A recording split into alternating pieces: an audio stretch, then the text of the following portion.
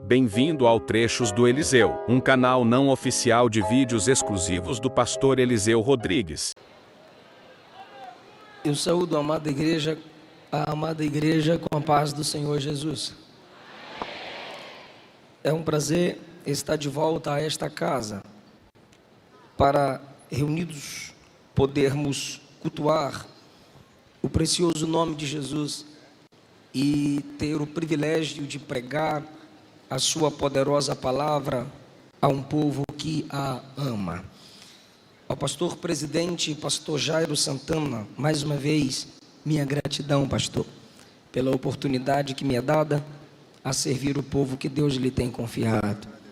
A todo o corpo de obreiros que aqui estão, pastores das cidades vizinhas que amam e apoiam esta obra, que o Senhor os recompense cada vez mais.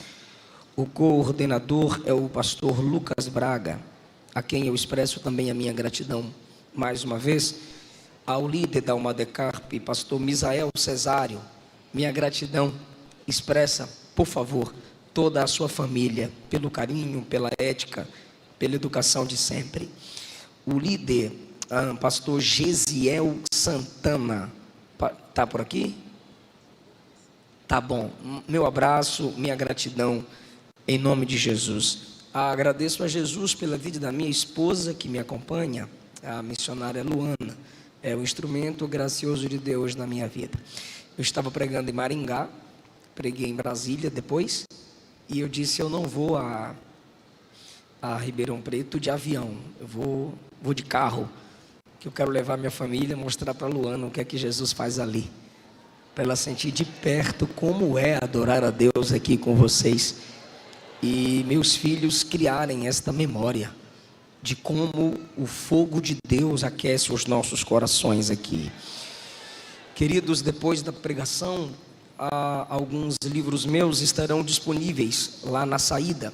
Eu tenho o tema Princípios da Liderança de Paulo, tenho um outro tema A Cruz de Cristo e tem um outro tema Avivados pelo Espírito Santo, uma abordagem dos avivamentos em Atos dos Apóstolos. Quem quiser adquirir, procure, por favor, na saída depois da pregação. Atos dos Apóstolos, por favor, abra comigo, se você pode, a sua Bíblia. Atos dos Apóstolos, capítulo de número 1.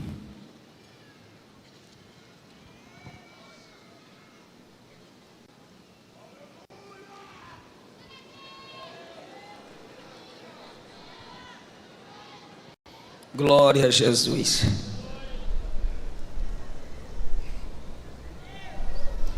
Atos capítulo 1, o versículo 4, é o primeiro versículo que leremos. A minha esposa diz que tem mais um tema lá fora, o cristão, o namoro e o solteirismo. Essas três palavras eu tratei à luz da Bíblia no Novo Testamento, o cristão, o namoro e o solteirismo. O versículo 4 diz: certa ocasião, enquanto comia com eles, deu-lhes a seguinte ordem: fiquem em Jerusalém, até o Pai enviar a promessa, conforme eu lhes disse antes. João batizou com água, mas dentro de poucos dias vocês serão batizados com o Espírito Santo. Versículo 8, por favor.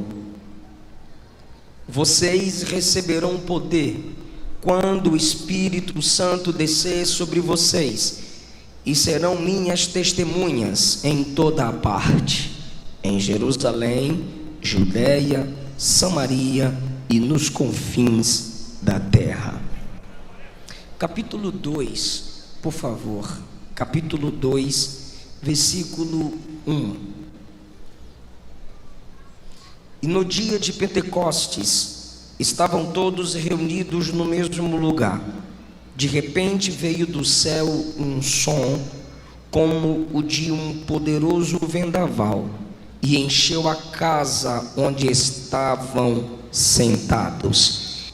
Então surgiu algo semelhante a chamas de línguas de fogo que pousaram sobre cada um deles. Todos ficaram cheios do Espírito Santo e começaram a falar em outras línguas, conforme o Espírito lhes concedia que falassem. Aleluia. Jesus escolheu seus discípulos e os capacitou com a doutrina, mandamentos, mensagens, pela inspiração do Espírito Santo. É o que diz o versículo de número 2. Depois de dar-lhes ensinamentos, Jesus lhes prometeu poder. Por que que Jesus lhes prometeu o poder? Por que que Jesus disse que lhes era necessário serem cheios do Espírito Santo? Porque Jesus sabia do que havia acontecido desde a sua prisão. Todos eles fugiram amedrontados.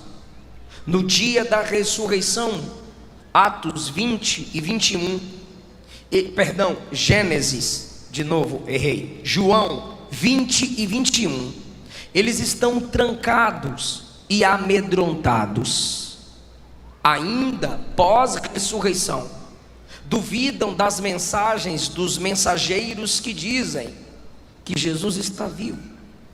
Desde o Evangelho segundo escreveu João, até Atos dos Apóstolos, no capítulo 1, nós temos uma igreja trancada, uma igreja amedrontada, uma igreja com medo de ser zombada, perseguida.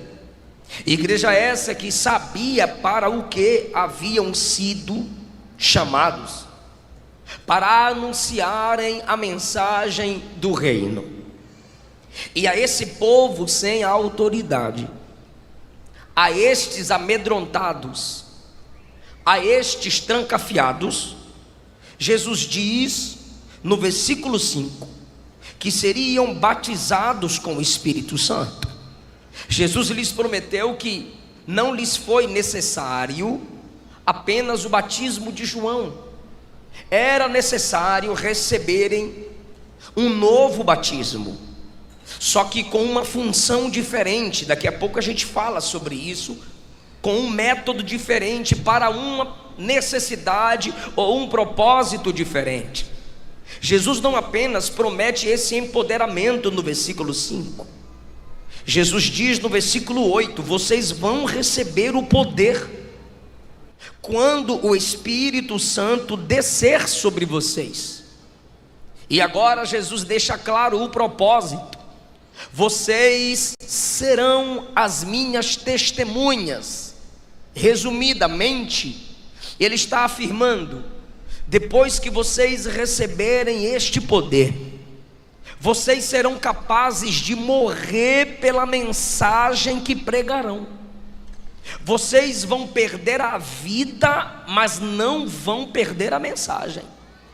Vocês vão preferir perder a vida do que perder vidas para o reino. Vocês vão decidir entre a cabeça rolar ou permitir as almas irem para o inferno, e vocês escolherão que role a minha cabeça, mas que aqueles que estiverem ao meu redor sejam alcançados pela mensagem do Evangelho. É isso que Jesus está dizendo: vocês me serão testemunhas quando receberem poder, como resultado do Espírito que virá sobre vós para capacitá-los. Lembrando da situação que os discípulos estavam em João 20, 21 e Atos 1, eu preciso olhar para a realidade da nossa igreja. E quando eu olho para a realidade da nossa igreja, eu percebo a necessidade do retorno a Atos 1. Quando eu olho para o tema que vocês escolhem, eu vejo que sim, é necessário voltarmos à leitura de Atos 1 e buscar a experiência de Atos 2. Se você já estudou a história da igreja ou as histórias dos avivamentos, é de propósito que eu falo histórias de avivamentos no plural, porque todos os avivamentos são repetições e são ondas que sobem, se quebram, passam. Só um avivamento que não passou, só uma ação do Espírito que se pode ser chamada de eterna, é a ação do dia de Pentecostes. O Espírito Santo veio, encheu a igreja, capacitou a igreja, e o resultado de Atos 2 está aí no mundo até hoje. O Espírito Santo não nos abandonou e não nos abandonará. Sermos pentecostais leva-nos a refletir, também nos responsabiliza a partir de Atos 2. Por que não dizer o livro de Atos, que é o livro mais amado por nós pentecostais? Mas por que esse tema? Por que Atos 1 arde em meu coração? Por que Atos capítulo 7 arde no coração de vocês? A igreja em alguns locais, não a igreja invisível, não a noiva do Cordeiro em si, mas igrejas locais estão perdendo a sua autoridade. Isso é realidade, mas não é novidade. No final do século 17, início do século 18, a igreja começou a sentir que estava também perdendo a sua autoridade. Sabe qual foi a solução da igreja? Inaugurar uma série de preleções com um objetivo apologético, debates públicos para defender a fé doutrinária. E eles começaram a produzir um sistema de argumentação e apologética na defesa da fé, através das preleções de Boyle e Buntley. A autoridade na igreja começou a ser restabelecida, mas não veio o avivamento. Foi através das pregações de George Whitefield, John Wesley na Inglaterra e Jonathan Edwards na Nova Inglaterra que isso aconteceu. Um poderoso avivamento varreu a Inglaterra e tirou a igreja dos escombros sem vida. O que os debates apologéticos com argumentações profundas não puderam fazer, apesar de serem necessários, o avivamento pelas pregações de homens inflamados pelo Espírito Santo fez. As pessoas confessavam seus pecados. Quem vivia na prática do pecado se incomodava em fazer parte de uma congregação. Por quê? Porque homens cheios do Espírito Santo, homens que leram Atos e disseram: isso aqui é para a minha vida, começaram a pregar, dependendo da autoridade do Espírito. No início do século 19, mais uma vez, a igreja sentiu a perda do poder. Só que dessa vez, o que eles fizeram? Conferiram autoridade aos pregadores. De que forma? Afastaram os pregadores das pessoas, colocaram-no, investiram de uma autoridade. Até as vestes do pregador começou a ser diferente dos demais, e o pregador foi alçado a um lugar elevado na tribuna. O foco vinha ou estava no pregador, aguardando dele uma mudança ou avivamento. Só desse modo, o pregador com vestes diferentes e num local elevado, só desse modo, o pregador seria ouvido. Também não resolveu o problema. Por quê? Porque a mudança só veio quando um avivamento eclodiu na América em 1857 e no país de Gales em 1859. Deus intervindo com o Espírito. No início do nosso século, nós temos o início do pentecostalismo, 1901, escola metodista pregando sobre Atos 2. Agnes Osma disse que queria experimentar as experiências de Atos dos Apóstolos, e o pentecostalismo veio como um novo avivamento para uma igreja que estava morta, sem vida.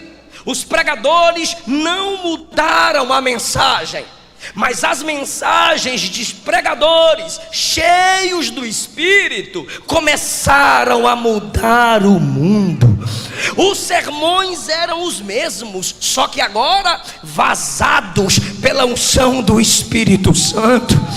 A igreja começou a ser sacudida. O pobre analfabeto, principalmente no pentecostalismo, começou a pregar aos doutores. Não precisava mais esperar virar reverendo para pregar o evangelho. No pentecostalismo não. Aceitou Jesus no domingo, na terça já estava na praça. Jesus salva, Jesus cura, Jesus batiza com o Espírito Santo, e breve voltará. Só com pregadores cheios do Espírito Santo a igreja começou a se despertar.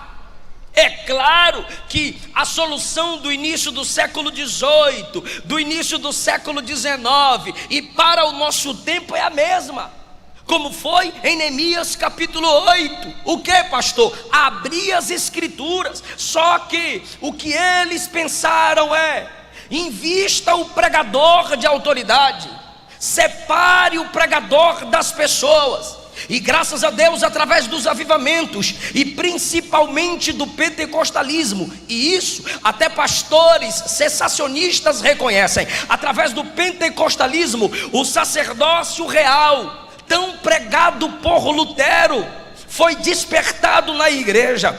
Não apenas pastores, doutores, mestres e teólogos pregando, mas a igreja inteira se sentindo responsável por falar de Jesus. Ou seja, eles acertaram em um ponto: tem que ter pregação. Só que nós temos que entender que o avivamento não começa a gente separando uma classe para nos falar. Repito de novo, Neemias 8, foi toda a igreja reunida, sedenta da palavra, ouvindo um pregador cheio da palavra. Avivamento não é para o mundo, avivamento é para a igreja. Jesus não quer encher o ímpio do Espírito Santo, Jesus quer encher a igreja. O Espírito Santo não é para ímpio. O Espírito, no sentido de empoderamento, tá, irmãos? O Espírito Santo é para a igreja. Então é a igreja inteira que deve ter essa fome. É a igreja inteira que deve ter esse poder. Agora, olhe também para a realidade da igreja do Brasil. Falei um pouco da história, e olhe para a realidade de algumas igrejas brasileiras. Eles se baseiam às vezes em Atos dos Apóstolos para aprovar as suas meninices, suas crendices, seus maus costumes, imitações do terreiro de macumba ou de magias, palhaçadas que lá fora parece ser alegria e movimento, e querem resgatar aqui dentro o que nunca foi perdido por nós, mas eles dizem que estão resgatando. O que é isso, irmão? Muita gente correndo atrás de experiências, prodígios, sinais, vão atrás de pregadores que têm muita performance e fazem do púlpito o palco para a sua apresentação, e eles vão nessas comunidades dando ao povo um calmante, um anestésico que alivie suas tensões daquele momento. Eu estava tão mal, mas aquelas palminhas, aquele meu movimento me alegrou. Cultos de arrebatamento emocional. E alguns pregadores ainda dizem: feche sua Bíblia, coloque no banco, que agora a gente vai decolar. Não me mande fechar a Bíblia, me mande abrir. Feche os olhos para você sentir. Não, eu não tenho que fechar o olho para sentir, eu tenho que abrir o ouvido para escutar a palavra que vai me ser pregada. Muitos dentre nós consultam a Bíblia, porém de forma equivocada, sem contextualizar a mensagem, sem no mínimo se esforçar para aprender com outro a exegese do texto em que está lendo. Abre a Bíblia em algum salmo legal, como se ela tivesse um poder exorcizante, e coloca aberta na cabeceira da cama para espantar maus espíritos. Usa a Bíblia, mas não retém a mensagem. Carrega a Bíblia, mas não discerne a voz de Deus. O que é isso, irmão? Confusão, apostasia, sincretismo. É a igreja sedenta pelo Espírito que deve resgatar Atos 1 e 2 de modo correto, expor as escrituras a esses meninos, não matá-los, não desprezá-los, mas abrir as escrituras e mostrar que de fato temos experiências com Deus, mas precisam estar baseadas nas escrituras sagradas. Agora também tem um outro grupo que eles já estão aí comentando, na live. É verdade, pentecostais e neopentecostais. Agora é para você, filho, que o cinto vai bater. O que, pastor? Tem um segundo grupo, aqueles da erudição teológica, mas não tem nada de unção.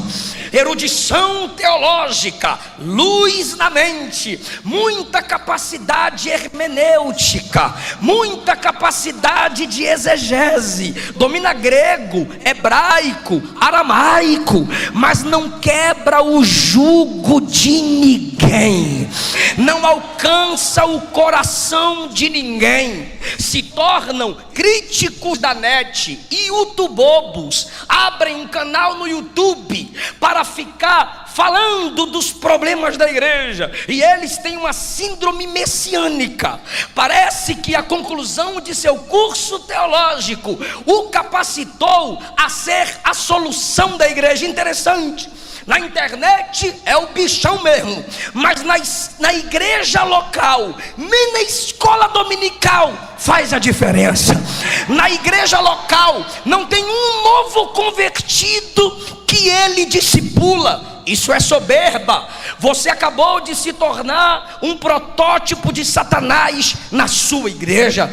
João capítulo 5, versículo 39, Jesus disse: vocês estudam as escrituras porque pensam que vão encontrar nelas a vida eterna, e são elas mesmas que dão testemunho ao meu favor. Irmãos, seminários, os pastores sabem do que eu estou falando. Os teólogos que estão me escutando aqui, que têm temor de Deus e ainda oram, que ainda creem no básico do jejum e da oração, sabem do que eu estou falando. Seminários que outrora formaram teólogos, missionários, pastores, se tornaram quartéis generais do sincretismo, da teologia liberal e do cessacionismo, que não tem base bíblica nenhuma. Os púlpitos deixaram de anunciar o evangelho para plantar dúvida no coração das pessoas, dúvida essa que tem se tornado incredulidade. Homens eruditos, porém blasfemos, e a igreja que é varrida por essa onda perversa, ela mingua, ela desidrata, ela perde o fervor, ela não cresce. E eles às vezes até se perguntam, Deus sabe que eles se perguntam: olha, como é que eu faço para a minha igreja crescer? Na realidade você deveria perguntar: por que a minha igreja não cresce? A secularização entra em muitas igrejas, e crente que conhece Atos dos Apóstolos vai ter que vazar dessa igreja. Aconteceu na Europa, está acontecendo nos Estados Unidos. Grandes templos, rico patrimônio, cheias às vezes de pessoas vazias de Deus, porém igrejas históricas se fechando, se tornando bar, cassino, boate. Por quê? Porque colocaram a erudição teológica acima do fervor, do amor pelas almas, acima da busca pelo poder de Deus. Irmão, a gente pode ser profundo na palavra e piedoso, a gente pode ser gigante na palavra e gigante na oração. Temos que abandonar o emocionalismo histérico, mas também temos que abandonar o teologismo estéril. Você sabe muito, mas não ganha ninguém. Você sabe muito, mas não ora nada. Você sabe muito, mas não tem graça, não tem vida de Deus. São dois extremos. Embora esses extremos façam muito barulho, mas não produzem resultados que honram o nome de Deus. São trovões sem chuva, folhas sem fruto, aparência sem realidade. A igreja precisa do equilíbrio. Veja o que Jesus disse, Marcos 12:24: errais por não conhecerem as Escrituras, nem o poder de Deus.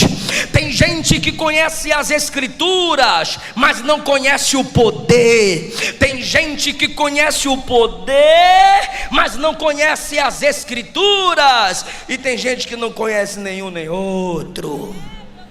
Atos capítulo 6, versículo 4, os apóstolos disseram: nós continuaremos na oração e no ministério da palavra. Olha o que Jesus disse: Escritura e poder. O que os apóstolos disseram em Atos 6? Oração e palavra. Segunda de Pedro capítulo 3, versículo 18, Pedro disse: crescei na graça e no conhecimento, na graça e no conhecimento de nosso Senhor e Salvador Jesus Cristo. Aí você pergunta: qual o resultado desse equilíbrio, Pedro? Ele responde: a Ele seja dada a glória, agora até a eternidade. E quem pode dizer amém?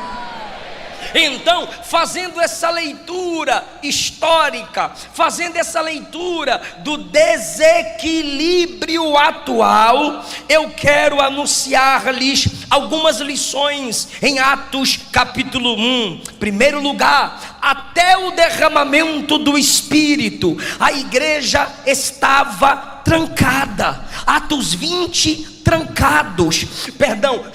João, eu lancei um livro de Gênesis agora e estou empolgado com Gênesis. João 20, trancados. João 21, trancados. E Atos 1, trancados no cenáculo. Antes do derramamento do Espírito, nos tornamos templocêntricos. Papai, para que você está lendo Bíblia? Para pregar. Aonde? Na igreja. Maninho, para que você está ensaiando? Para cantar, mana. Aonde? Na igreja. Mamãe, para que essas roupas juntadas? Para o bazar. De onde? Da igreja. Tudo é da igreja. Nos tornamos templocêntrico, porque nós nos trancamos quando falta poder, não temos coragem de assumir os riscos do discipulado, não temos coragem de mostrarmos que somos de Jesus. Sem o Espírito, Pedro negou, sem o Espírito, Tomé duvidou, sem o Espírito, as mulheres foram no sepulcro levar perfume no terceiro dia, no dia da ressurreição, estavam pensando em morte. Agora em Atos 1, se esconderam no cenáculo, debaixo do manto do medo, como Elias na caverna, com medo de encarar o mundo.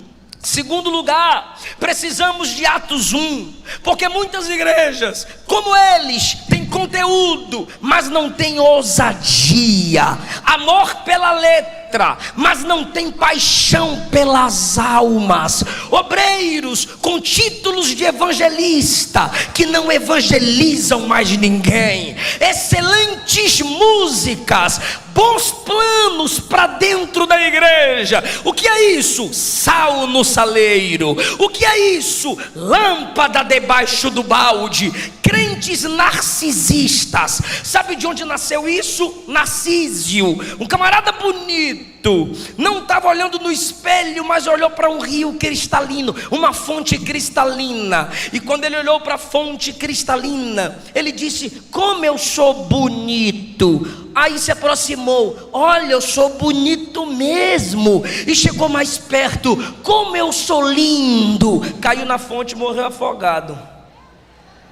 Morreu afogado, elogiando a si mesmo. Por quê? Porque a maioria das nossas programações são para dentro da igreja, moedas sendo polidas para brilharem cada vez mais. Viajamos para fazer parte de conferências, mas não atravessamos a rua para falar de Jesus. Convidamos amigos para o churrasco, para o shopping, para a praça, mas nesses encontros temos medo de fazê-los se encontrar com Jesus.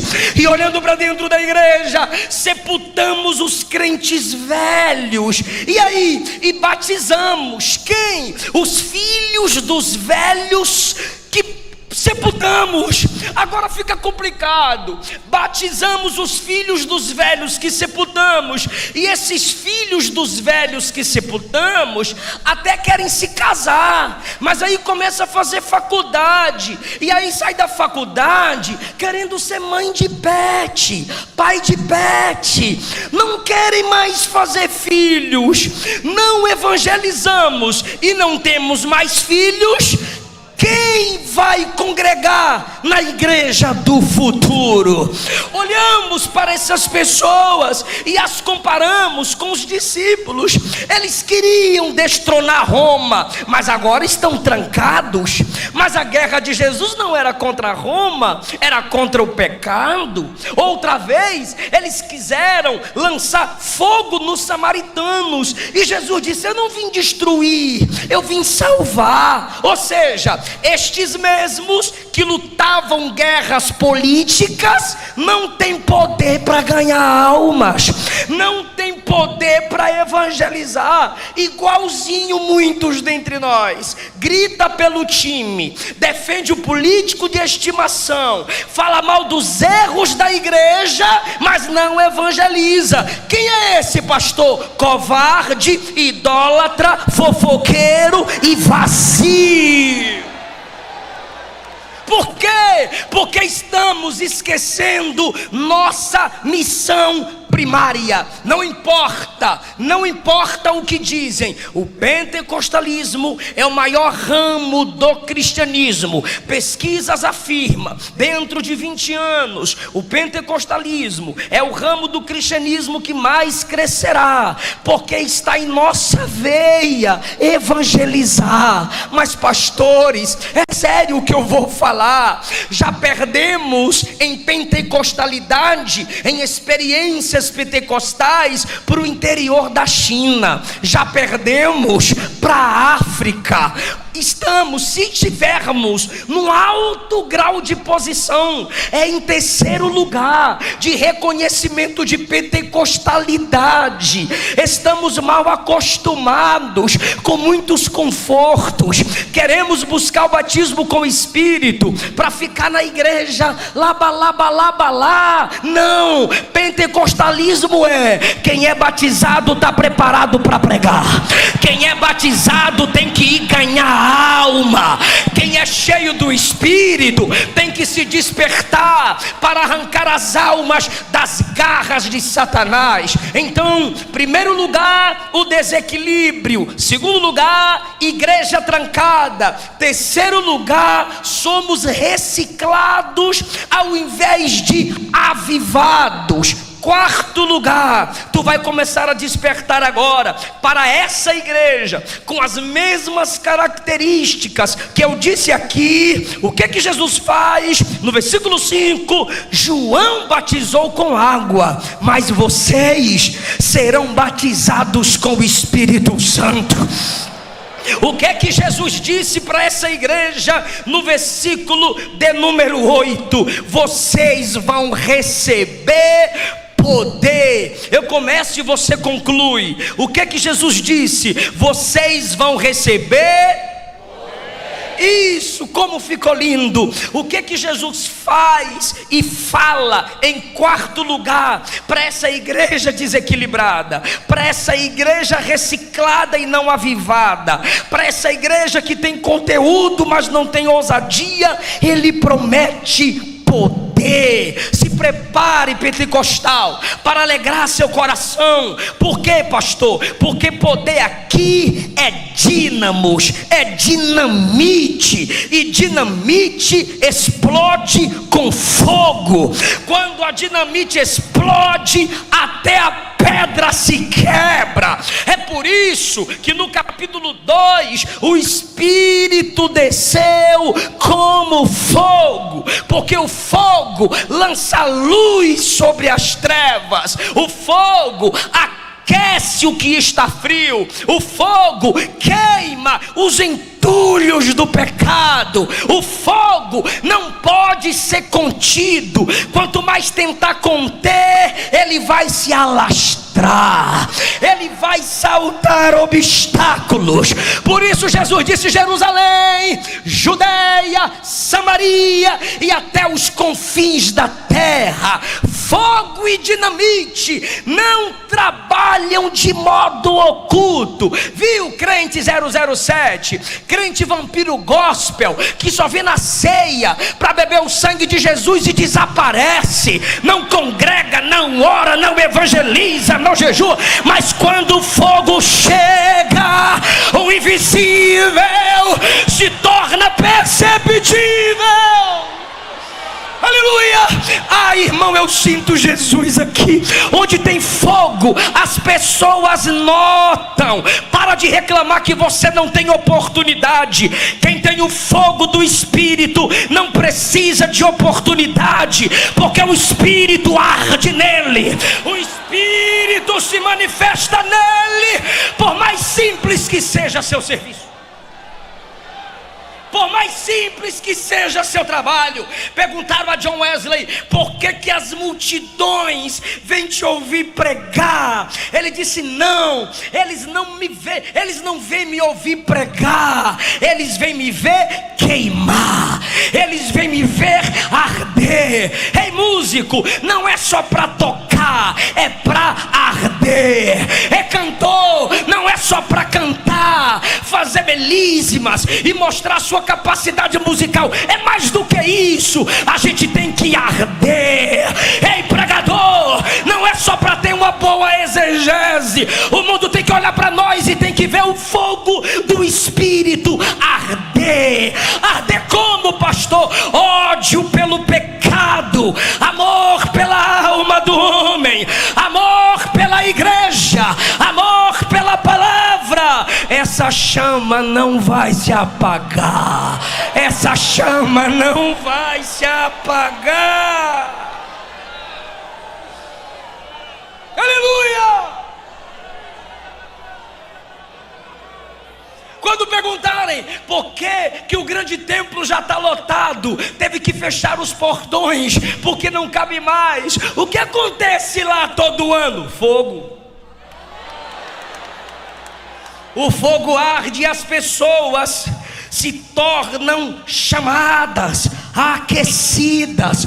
Onde tem a labareda da dinamite do Espírito, é para lá que as pessoas correm.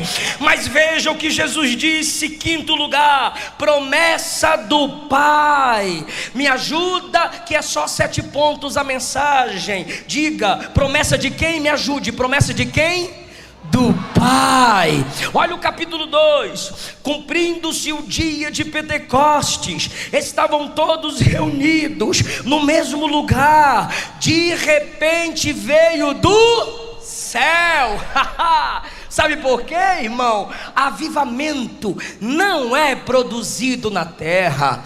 O que é produzido por homens é fogo estranho. O que o homem manipula é fogo estranho. O poder do Espírito não pode ser fabricado. O poder do Espírito não pode ser produzido artificialmente. O poder do Espírito é para ser recebido. Aí você está dizendo: pastor, eu quero, pastor, eu creio nisso aí, como é que eu faço para receber? Bora para a Bíblia. Jesus disse no versículo 8: vocês receberão poder. Mas no versículo 4 ele lhes havia dito: fiquem em Jerusalém. Aí no versículo 13 voltam para o cenáculo. E aí, versículo 14, todos eles se reuniam em oração. Pastor, eu quero o poder. Oração. Pastor, eu quero a unção. Oração. Pastor, eu quero inflamar com fogo do Espírito. Oração.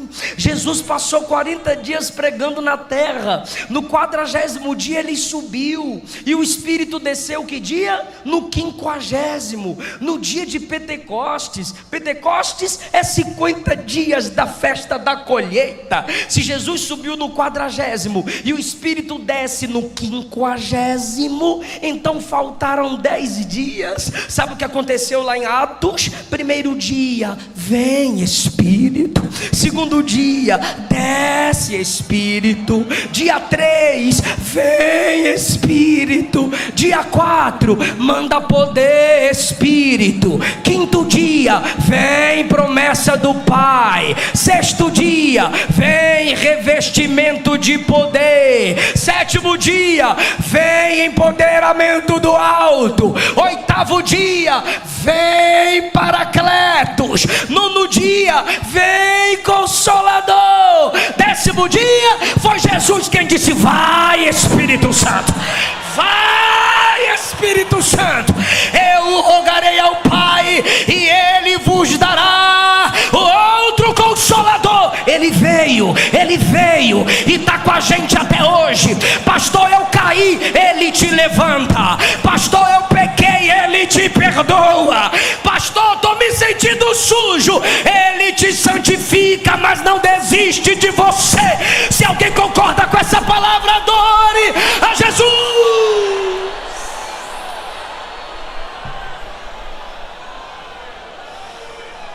Quando chegou o dia da resposta da oração, estava todo mundo sentado igual vocês, e o Espírito veio com o som de um vento. Não foi aquela brisa suave que chamou Elias. Não, foi um som de um vento veemente e impetuoso. Que som é esse, pastor? Som que ninguém cala, som que ninguém silencia, vento que ninguém controla. Pode vir homem, pode vir governo, pode vir Satanás. Veemente e impetuoso é som que ninguém controla. Os irmãos começaram a falar em línguas que não estudavam. Que línguas eram essas? Missionárias. Tinha representante de todas as nações do mundo antigo. E quando os crentes começaram a falar em línguas, eles começaram a se aproximar, porque tinha fogo no cenáculo, e o fogo atrai. Eles começaram a chegar. Aí um grupo de partos chegou e disse: eles estão falando na minha língua, que tem um Cristo que salva. Aí chegaram os medos: eu estou ouvindo na minha língua, que o Espírito Santo encheu eles. Aí os elamitas: eu estou ouvindo na minha língua, que só Jesus é Salvador. E os da Mesopotâmia: eu estou ouvindo na minha língua, que é um Deus grande que restaura o pecador. Ah, meu Deus! Enquanto tinha gente impactada com o milagre, outro grupinho disse: eles estão bêbados, eles estão bêbados. Aí Pedro se levantou e disse: não, não tem ninguém bêbado, descontrolado. É a profecia de Joel. E acontecerá que nos últimos dias derramarei do meu Espírito.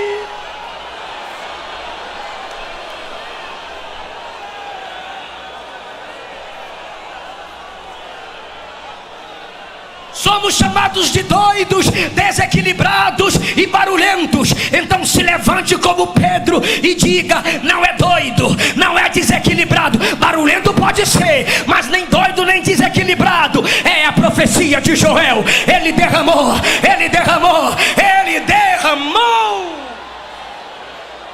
Ore, jovem. Ore, moça. Ore, obreiro. Ore, criança. Ore, adolescente. Deus não age na terra se a igreja da terra não orar.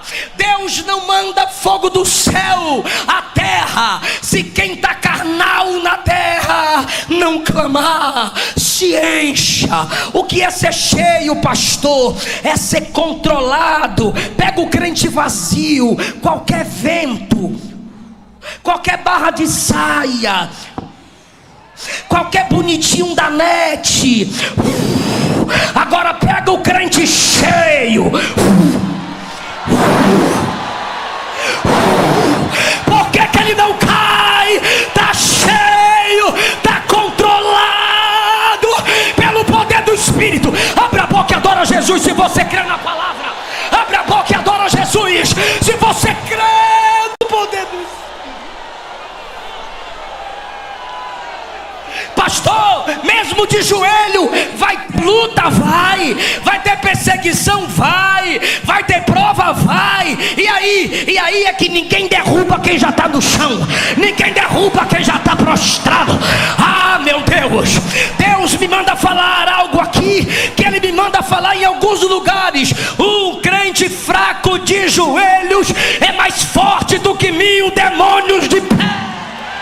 Um crente fraco de joelho é mais forte do que 1000 demônios de pé. Bora, juventude, vem comigo.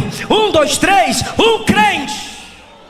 Ficou feio toda a igreja. Um crente fraco de joelho é mais forte do que 1000 demônios de pé.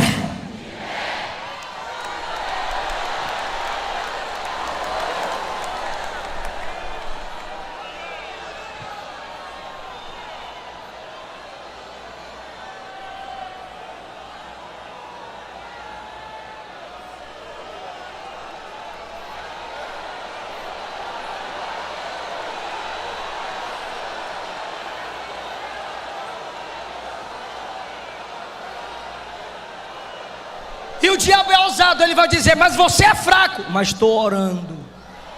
É fraca, mas estou de joelho.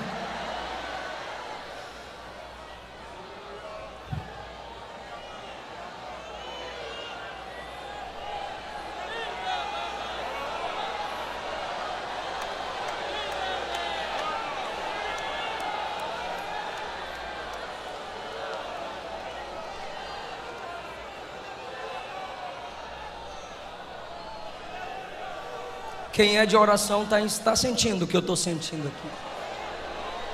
Quem é de oração está com saudade do que a gente já viu, irmão. E Ele vai fazer de novo.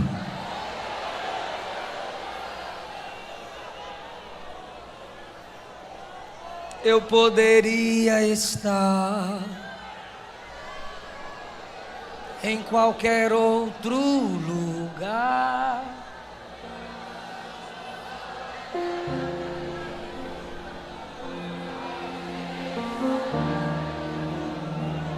tentei me esconder,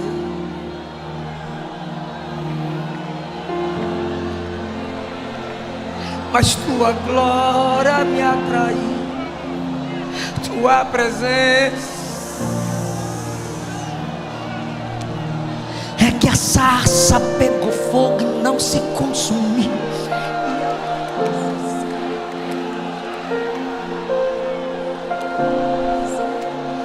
Fogo! Não era pra você estar aqui. Você já pensou, mas o fogo te atraiu, o Pentecostes te atraiu, amor pelas almas te atraiu, a palavra te atraiu.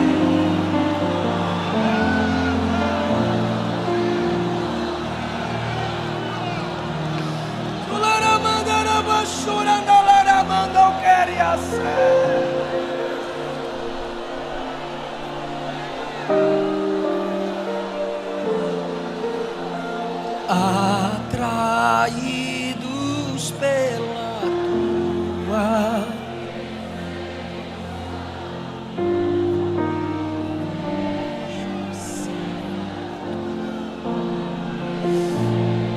de novo, atraídos pela tua.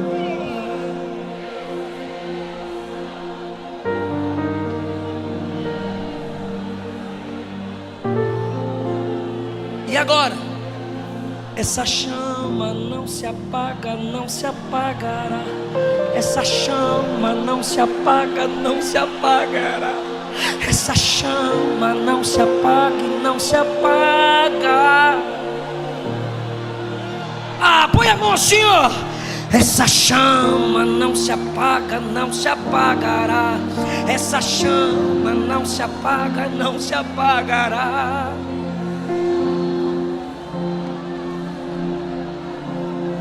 Pastores, eu sei que os senhores estão preocupados, mas escutem: essa chama não se apaga e não se apagará. Essa chama não se apaga e não se apagará. Essa chama não se apaga e não se apagará. Você sabia, jovem, que os crentes mais velhos estão preocupados com a gente? Eles viram o cego ver, eles viram o mudo falar, eles viram o surdo ouvir, eles viram crianças sendo batizadas com o Espírito Santo. Eles olham para essa geração e se preocupam. Ei, geração antiga, a gente canta e vocês escutam: essa chama não se apaga, não se apagará. Essa chama não se apaga e não... Canta, crente! Essa chama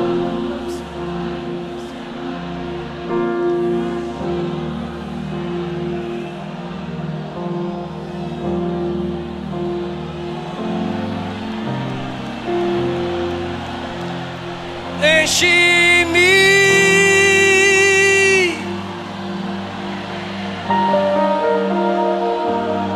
derrama sua glória,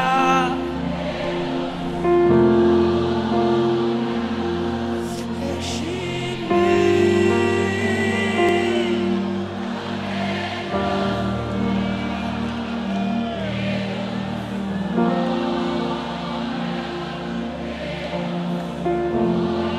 Enche-me, Deus.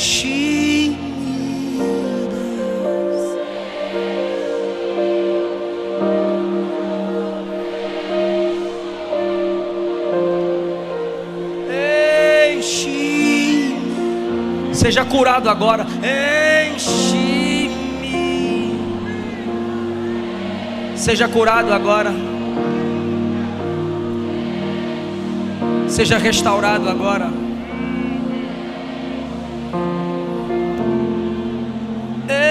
Enche-me, Deus.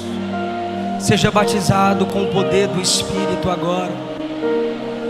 Seja revestido de autoridade agora.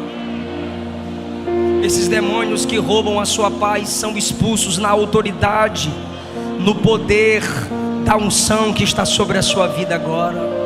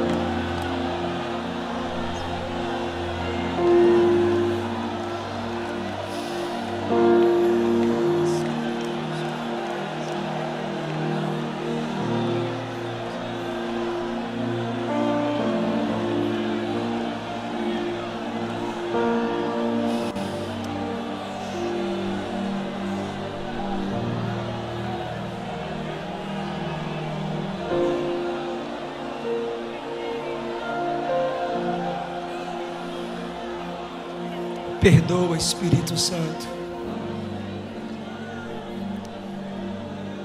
Perdoa a nossa nação, Espírito Santo. Perdoa nossos pensamentos, Espírito Santo.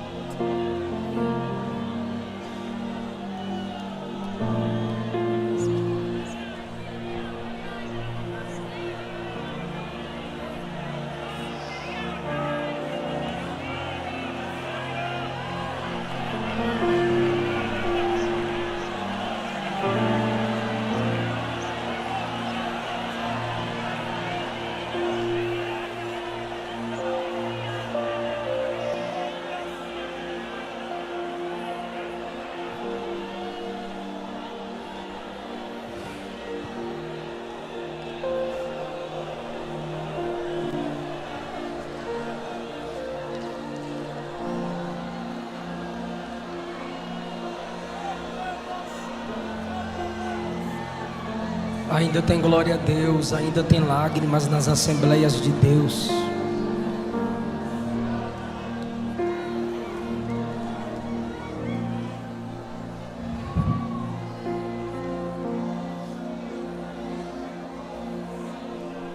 Eu quero saber se tem alguém aqui que se afastou do Evangelho,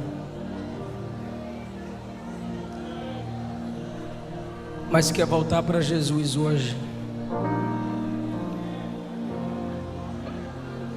Ou você que nunca confessou Jesus como seu único Senhor e Salvador, mas hoje você está com vontade de servir Jesus. A igreja vai ficar em pé para orar por você. A gente vai orar para Jesus quebrar cadeias. A gente vai orar e Jesus vai te libertar. Mas dê um passo em direção ao pregador, representando que você crê no que foi pregado, e a igreja orando por você gerará em ti fome por Deus. Venha ao altar, queremos orar por você. É a noite do teu encontro com Jesus. É a noite do teu encontro com Jesus. Desça da galeria, saia da nave da igreja. Papai te ama, papai te chama. Alguém vai te acompanhar. Vem com ela, vem com ela. Enche-me, Deus, enche-me.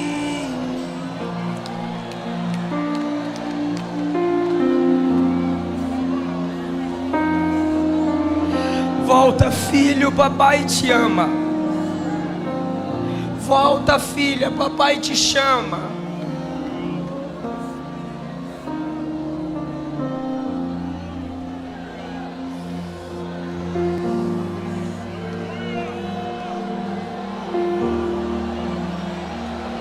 Derrama a sua glória, derrama a sua glória.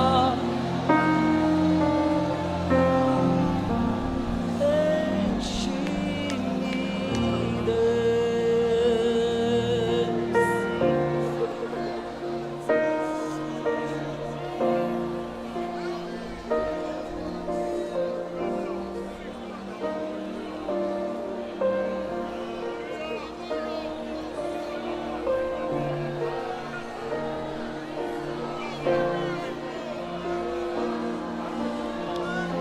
Alvo mais que a neve, alvo mais que a neve.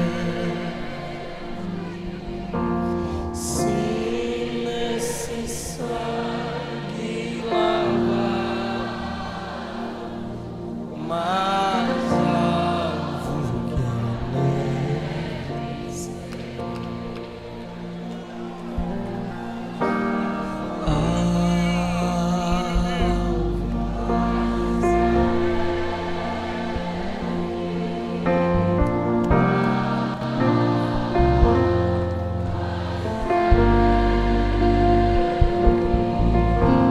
Se nesse sangue lavar,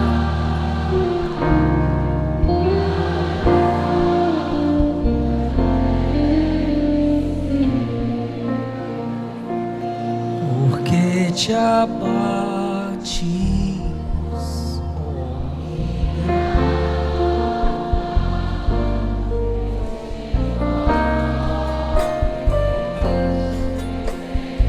não tenha medo, não.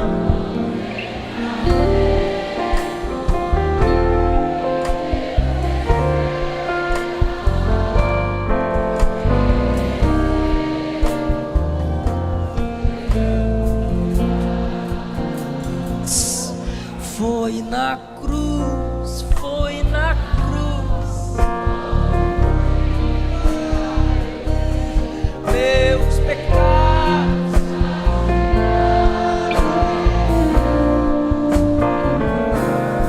Foi ali pela fé.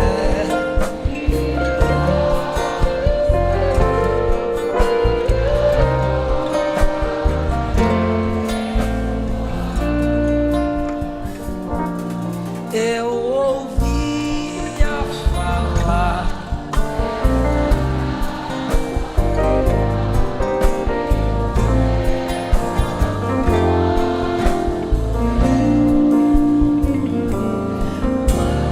surdo me fiz.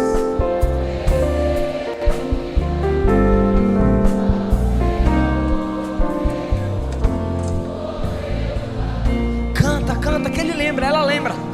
Foi na cruz,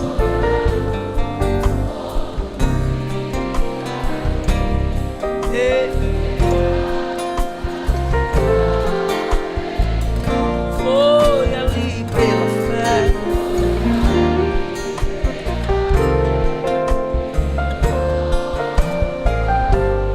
E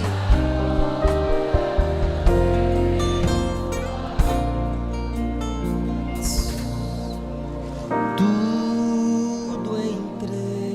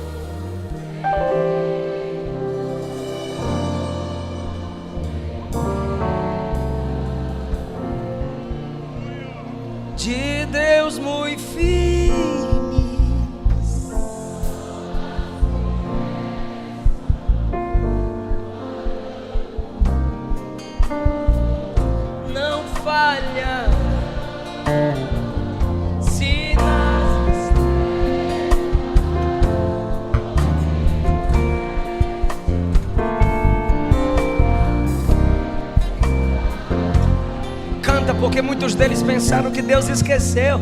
De Deus muito firmes são as promessas, tudo elas se nas estrelas o brilho cessa.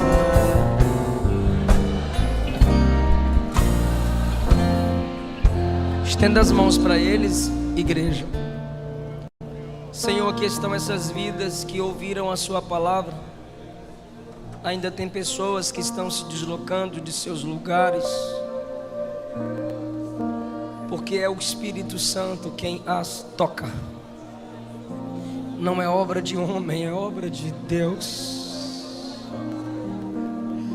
Sensibiliza-nos a cada dia por almas, nos dá almas.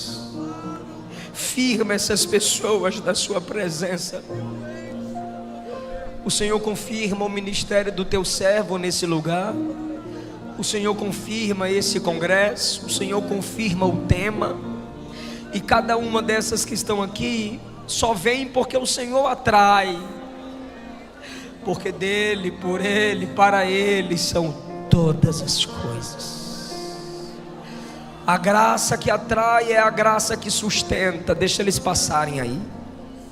Pela autoridade que há no nome de Jesus, a igreja com as mãos estendidas está orando e dizendo: liberta, Jesus, perdoa, transforma, santifica, muda a vida dessas pessoas.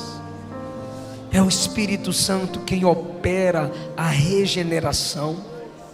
Essas pessoas que estão aqui na frente estão dizendo: eu mereço o juízo, mas eu preciso da graça. Eu sou pobre, miserável, cego e nu, mas a graça de Jesus me restaura. Justifica, Pai, santifica-os, e no dia da tua vinda glorifica-os. Transforma o corpo com glória e arrebata-os. Que sejam restaurados na comunhão da igreja, que sintam fome por almas, que sirvam a sua igreja local, que sejam uma bênção onde congregarem, e que a família deles vejam o fruto do Espírito, do caráter deles. Em nome de Jesus. Amém. Tem uma equipe aqui, não tem, pastor, que anota os nomes e tal? Tem uma equipe aí. Por favor, meus irmãos, direcionem eles à minha esquerda. Todos vocês que vieram à frente, por favor, todos vocês que vieram à frente, aqui à esquerda, por favor. A gente precisa tomar os nomes de vocês para orar por vocês, para acompanhar vocês, discipular, porque a igreja cheia do Espírito não foge do discipulado. Fuja não, menina, para cá. Negócio de oração, venha ser discipulada. Queridos, eu agradeço essa rica oportunidade. Senhor sonoplasta, muito obrigado pelo seu serviço precioso em cooperar comigo nesse som. A atenção de cada um de vocês, queridos, meu muito obrigado.